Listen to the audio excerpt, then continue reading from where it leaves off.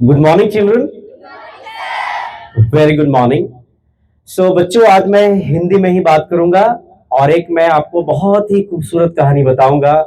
और ये कहानी है महात्मा बुद्ध की। पता है महात्मा बुद्ध कौन थे? पता है? महात्मा बुद्ध बुद्ध जो थे वो बौद्ध धर्म के संस्थापक थे, जिन्होंने बौद्ध धर्म की स्थापना की है।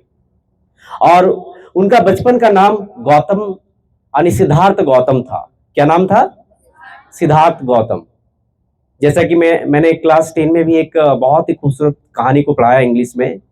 क्या नाम था उनका? कीशा गौतमी, राइट। तो बच्चों, आज जो कहानी है, एक छोटा सा बच्चा स्कूल नहीं जाना चाहता था। जैसे आप लोग भी छोटे थे तो आप भी स्कूल नहीं जाना चाहते थे। सब कोई जाना नहीं चाहता स्कूल, कोई नहीं जाना चाहता स्कूल एक्चुअली। ठीक उसी प्रकार से उनके पेरेंट्स ने उस बच्चे से पूछा कि बेटा तुम स्कूल क्यों नहीं जाना चाहते हो। देखो बच्चों, ये बहुत ही इंस्पिरेशनल स्टोरी है। सारे बच्चे, छोटे से बड़े लेके जितने भी बच्चे खड़े हैं इस लाइन में, सारे लोग मेरी कहानी को ध्यानपूर्वक सुनेंगे, ठीक है? तो उसके फादर पूछते हैं उस बच्चे से, नन्हे बच्चे से, कि बेटा तुम स्कूल क्यों नहीं जाना चाहते हो? कि मुझे मन नहीं लगता है। ठीक है, तो बोला ठीक है, चलो एक हमारे बहुत ही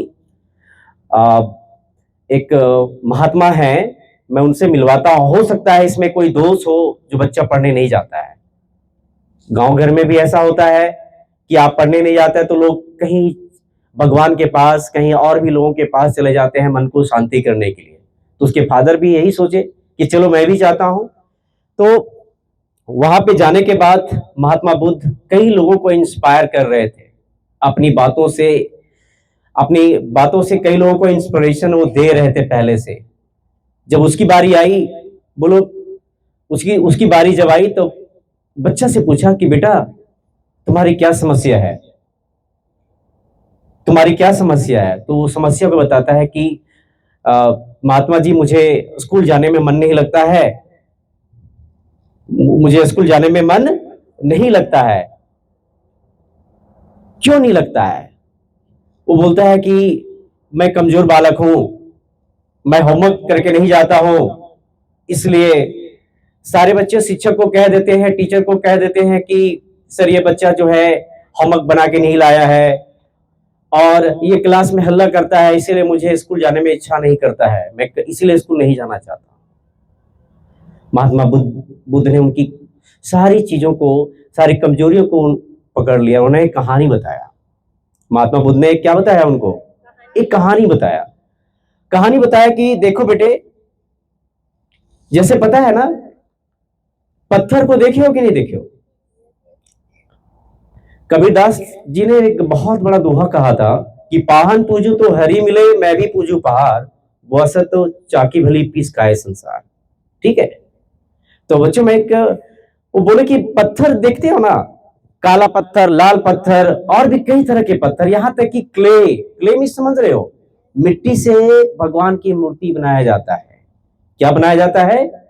भगवान की मूर्ति बनाया जाता है। और गौतम बुद्ध ने उस बच्चे को, उस बालक को कहा, उसके पिताजी वही उसकी बात को सुन रहे थे, महात्मा जी की बात को। और भी जो लोग वहां इंस्पिरेशन जो ले रहे थे महात्मा बुद्ध से, पहले से ऑलरेडी वहां से खड़े थे, वो भी उनकी बातों को सुन रहे थे। बोला कि देखो बालक, जैसे एक शिल्पकार होता है, शिल्पकार में समझते हो कि नहीं? मूर्ति बनाने वाला कितने पत्थर को लाता है और एक मूर्ति को बनाता है, ठीक है? और लोग उसकी पूजा करते हैं। लोग उसकी क्या करते हैं? पूजा करते हैं। लोग उसकी पूजा करते हैं। लेकिन जैसे ही हथौड़ी अगर जोर से चल जाती है उस पत्थर पे, तो क्या हो जाता है? पत्थर क्या हो जाता है? टूट जाता है, वो मूर्ति नहीं बन पाता है। ठीक उसी प्रकार से माता बुद्ध ने बच्चे को बताते हैं कि गुरु के जो भी वर्ड्स होते हैं ना, वो कहीं ना कहीं उसमें इंस्पिरेशन भरा होता है। अगर गुरु तुम्हें डांटते हैं, तुम्हें पीटते हैं और तुम्हें फटकार लगाते हैं, तो इसका मतलब ये नहीं है कि गुरु तुमसे प्यार नहीं करते हैं। गुरु तुमसे प्यार नहीं करते हैं। वो गुरु वही होता है, एक छोटा सा टूटा हुआ पत्थर से महान बनाता है। जैसे महात्मा बुद्ध ने बताया था ना कि टूटा पत्थर से, अगर वो टूटा पत्थर अगर मान लिया जाए कि अगर वो मूर्ति नहीं बन पाता, ठीक उसी प्रकार से जो बच्चे टीचर्स की डांट नहीं सुनते हैं, टीचर्स के फटकार नहीं सुनते हैं, वो बच्चे कभी महान नहीं बनते हैं। ये बात जो है उस बालक को समझ में आ जाता है और फिर से स्कूल जाना चाहता है और एक दिन एक बहुत ही महान व्यक्ति बनके इस देश का नाम को रोशन करता है। समझ में आ रहा है कि नहीं? तो बच्चों, जो शिक्षकों की जो बातें होती है ना, बहुत सारे बच्चों को बुरा लगता है कि नहीं मुझे टीचर ये सब बोले, मुझे ये बात बोले।